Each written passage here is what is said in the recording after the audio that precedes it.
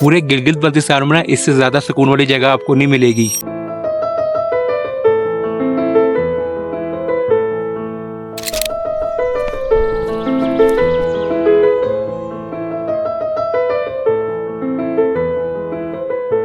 ये फंदर वैली पूरे गिलगित बल्तिस्तान की सबसे खूबसूरत जगह है और अगर इस सीजन आप गिलगित बल्तिस्तान आ रहे हैं तो मैं आपको हाईली रिकमेंड करूंगा कि इसको भी अपनी लिस्ट में ऐड करें। लेकिन अगर इसकी रोड कंडीशन का आपको पता नहीं यहाँ पे आना कैसे है, गिलगित से कितना सफर है और यहाँ पे आकर होटल्स का क्या सीन है, तो ये वीडियो आपके लिए है।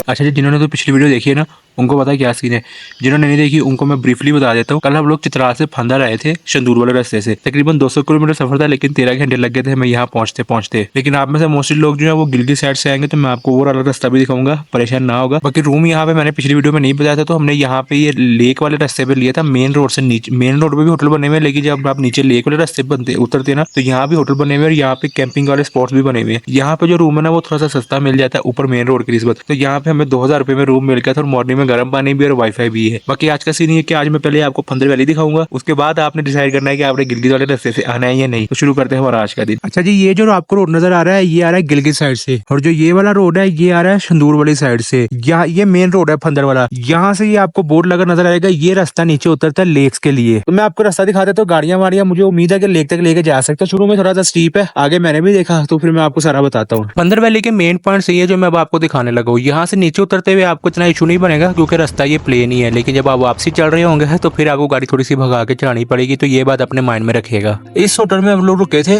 जैसे हम लेक उतरते ना तो जो पहला होटल आता है वो ये इसका बोर्ड भी लगा हुआ है, और ये आगे जो रास्ता ये जा रहा है लेक पे। फंदर वैली के वेदर की बात करें तो वेदर यहाँ पे रात को ठीक ठाक ठंड थी और अभी भी मॉर्निंग में भी ठंड जो थी वो हल्की हल्की महसूस हो रही थी। दोपहर में आके हल्का सा वेदर थोड़ा सा होता है, लेकिन ये छाँव वगैरह में बैठ जाओ तो फिर भी वेदर जो है ना दूसरे एरियाज के जो गिलगित बल्तिस्तान है जैसे हुंजास कर दूं उसकी निस्बत यहाँ पे बहुत ज्यादा ठंड है। नेटवर्क यहाँ पे एस्कॉम का ठीक ठाक चल रहा था और 4G तो यहाँ पे बड़े हाई स्पीड चलता है, तो अपने पास एक एस्कॉम की सिम भी रख लेगा। बाकी मैंने आपको वीडियो के शुरू में बताया था कि हम लोगों ने लेक पे होटल लिया था। ऊपर मेन रोड पे भी होटल बने हुए हैं, वहाँ पे जो कमरा है वो तकरीबन आपको 5-6 हजार रुपए में मिलता है, और वैसे ही कमरा यहाँ पे आपको तकरीबन 2000-2500 में मिल जाता है। यहाँ पे रश होता है सिर्फ जिन दिनों में शंदूर मेला लगता है ना उन दिनों में आपको यहाँ पे रश मिलता है, अदरवाइज यहाँ पे इतना रश नहीं होता। तो आप जब भी आएंगे तो आपको इतने के कमरा मिलेगा। ऊपर 1-2 होटल है जहाँ पे 10-12 हजार रुपए वाला रूम भी है, वो थोड़े से महंगे वाले, मतलब 24 आवर गर्म पानी और इस तरह की जगह जरा साफ सुथरे रूम है। लेकिन ये हम लोग का ट्रैवल इस तरह का, तो हमें ये जो नीचे लेक वाला होटल है ना ये बेहतर रहता है, बहुत मुनासिब यहाँ पे कमरा मिल जाता है और सर्विस भी इनकी ठीक ठाक है। और इसके अलावा भी यहाँ पे काफी सारे होटल्स बने हुए हैं, यहाँ पे टेंट भी मिल जाता है रेंट पर, कैंपिंग स्पॉट्स भी बने। अगर आप अपनी कैंपिंग करना चाहते हो तो आप थोड़े से पैसे दे के यहाँ पे कैंपिंग भी कर सकते हैं। और मोस्टली लोग जो यहाँ पे आते हैं वो इस दरिया के किनारे बैठ के कैंपिंग ही करते हैं, बहुत मजा आता है यहाँ पे। बाकी एक चीज माइंड में रखेगा, हम लोगों को 2000-2500 का कमरा इसलिए मिल जाता है क्योंकि हम लोग 2 लोग होते हैं। अगर आप लोग 4-5 लोग हो तो फिर यहाँ भी आपको जो कमरा है वो तकरीबन 4000-5000 का मिलेगा, तो ये बात माइंड में रखेगा अपने।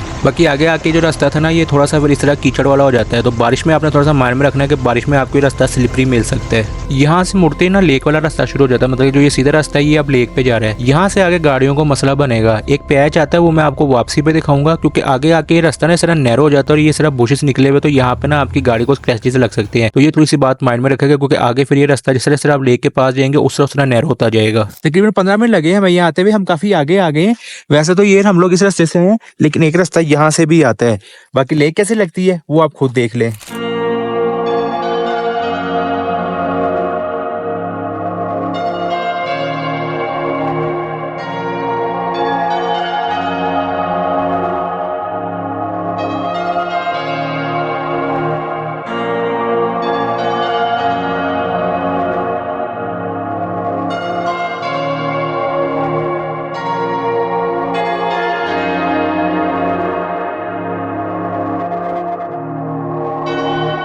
ये फाहिद लेक है जहाँ पे ना बहुत किस्म की मछलियां सबसे ज्यादा जो प्रोमिनेंट यहाँ पे नजर आती है ना वो जो गोल्ड फिश नहीं होती रेड कलर वाली, वो सबसे ज्यादा यहाँ पे नजर आती है। बाकी मैं आपको ये भी रिकमेंड करूंगा जब आप यहाँ फंदर वैली जाना तो यहाँ के जो ट्राउट फिश है ना वो लाजमी खाएगा। हमने रात खाई थी और यकीन करें दूसरे एरिया की निस्बत सबसे मजेदार जो ट्राउट फिश लगी ना वो हमें यहाँ की लगी है। अभी ये कि मैंने आपको लेक दिखाई है, लेकिन लेक से एक बहुत ज्यादा खूबसूरत पॉइंट है जो मैंने सोचा था कि मैं आपको लेक के बाद दिखाऊंगा। तो अब चलते हैं उस पॉइंट की तरफ। आते हुए मैं आपको इस पैच का कह रहा था क्योंकि ये सबसे गंदा यहाँ पे आपकी गाड़ियां नीचे लगेंगी और फिर फिर यहाँ से आगे जो रास्ता है ना वो नैरो शुरू हो जाता है। इसलिए मैं आपको ये रिकमेंड करूंगा कि आप यहाँ से आके ना यहाँ पे कहीं भी गाड़ी खड़ी करें। यहाँ से आपको सिर्फ 5 मिनट लगेंगे और उस तरफ सारी लेक है। और मजे की बात यह कि यहाँ पे ये बड़ा खूबसूरत व्यू पॉइंट भी बना हुआ है। तो बेस्ट यही है कि आप अपनी गाड़ी यहाँ पे सेफली पार्किंग करके तो थोड़ा सा पैदल चल ले, आपकी गाड़ी पे स्क्रैचेस भी नहीं लगेंगे और गाड़ी भी बच जाएगी। बाकी आप सोच रहे होंगे कि अभी तक मैंने फंदर वैली नहीं दिखाई, तो मैं आपको जिस पॉइंट का बात कर रहा था वो ये, और आप भी देख ले कि फंदर वैली पूरे गिलगित बल्तिस्तान में मेरी सेकंड मोस्ट फेवरेट जगह क्यों है।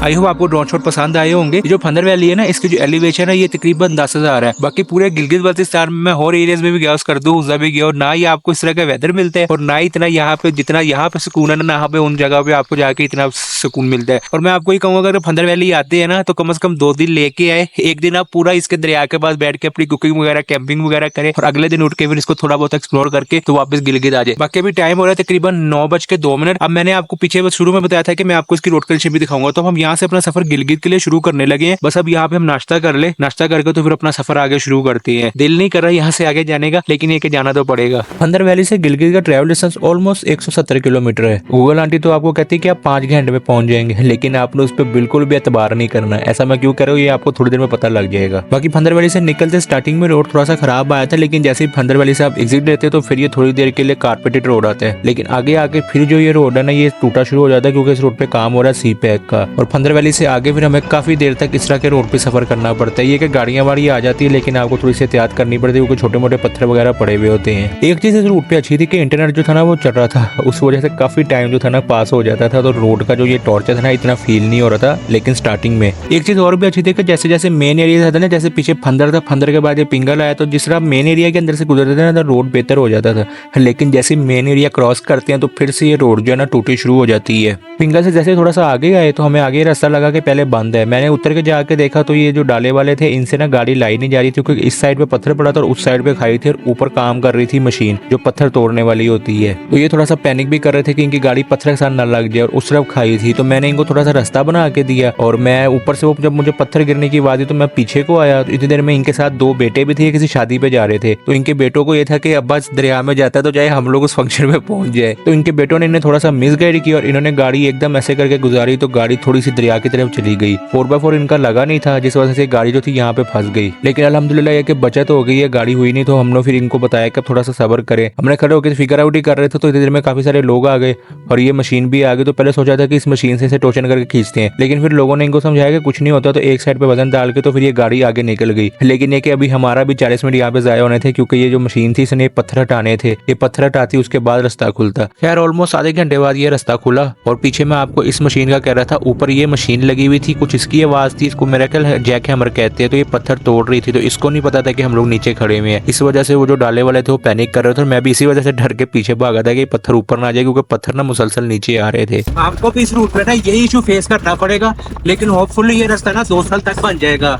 तो उसके बाद फिर जो छोटे मोटे मसले हैं ना ये नहीं आएंगे। यहाँ से आगे मजीद थोड़ा सा सफर किया तो फिर ये मशीन लगी हुई थी। पहले तो हम घबरा गए, लेकिन एक चीज अच्छी है कि अगर 1-2 गाड़ी हो तो फिर ये लोग काम रोक के ना उसे रास्ता दे देते हैं, जो कि इनकी मेहरबानी है। बाकी इस एरिया के बाद रास्ता जो था ना वो काफी बेहतर हो गया था। मतलब कि टूटा पैच 1-2 ही आया, लेकिन रोड थी। और फिर गुपिस तक ना हमें इतना टाइम का फील नहीं हुआ और हमने फिर गुपिस जाके ना अपना फ्यूल ब्रेक लिया था। मैंने पिछली वीडियो में बताया था कि मस्तूज के बाद 150 किलोमीटर बाद पेट्रोल पंप आता है, तो मैं इस पेट्रोल पंप की बात कर रहा था। मस्तूज के बाद हमें आज ये पंप नजर आया, बीच में जहाँ का भी पेट्रोल मिले वो खुला मिलता है। तो हमने यहाँ से भी अच्छी तरह अपना टैंक फुल करवा लिया था। बाकी टैंक फुल करवा के जैसे ही थोड़ा सा आगे सफर शुरू किया तो फिर उसके बाद जो ये रास्ता था ना ये बेहतर था। टूटे फूटे पैचेज आते थे, लेकिन इतना नहीं था। गाकूच से पहले रास्ता फिर खराब हो गया था, लेकिन गाकूच आते आते रास्ता फिर से ठीक हो गया था। और गाकूच के बाद फिर जो ये यासीन वैली, जो गिजर वैली ना, ये खत्म हो जाती है। और उसके बाद समझिए एक तरह से गिलगित शुरू हो जाता है। और सच बताऊं तो जैसे जैसे आगे जा रहे थे उस तरह गर्मी जो थी वो बढ़ती जा रही थी। सब जो हमारे पंजाब वाली गर्मी थी, ऊपर से ये धूल मिट्टी, तो बड़ा मुश्किल सफर था ये। हालांकि हालांकि ये रोड टूटा हुआ इतना मसला नहीं गाड़ियों वाड़ियों के लिए, अगर आपकी गाड़ी की एसी वैसी अच्छा तो इतना आपका फील नहीं होगा, लेकिन जो ये टूटे पैचेस आते हैं ना, इस वजह से आपकी स्पीड बहुत ज्यादा कम हो जाती है। क्योंकि इस रोड पे सबसे बड़ा जो मुझे आवाज आ रही है थी वो थी कि थोड़ी देर रोड आता है, फिर टूटा रास्ता आ जाता है, फिर रोड आता है, फिर टूटा रास्ता आ जाता है। बाकी पीछे की एक बात मैं बताना भूल गया था, इनकेस अगर आपको देर हो रही हो तो आपके पास जो स्टे का ऑप्शन है ना, वो पीछे गुपीस और गाकूच में भी होटल्स बने हैं, तो वहाँ भी आप स्टे कर सकते हैं। और गिलगित में तो फिर आपको पता है होटल है ही।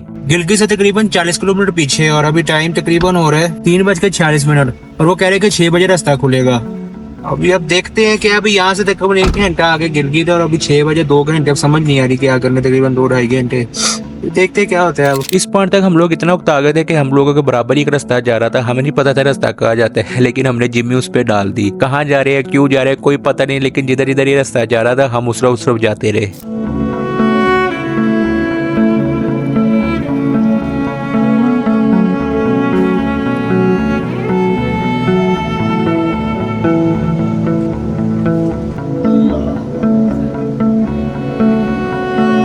हमने सोचा था 1 घंटे तक गाड़ी चलाते रहेंगे, अगर कोई जगह आ गई तो ठीक है, वरना 1 घंटे बाद वापस हो जाएंगे और अपने पॉइंट पे पहुंच जाएंगे। लेकिन ये थोड़ी देर बाद ये जगह आ गई है तो अच्छी जगह है ये, हमारा टाइम यहाँ पे काफी पास हो जाएगा।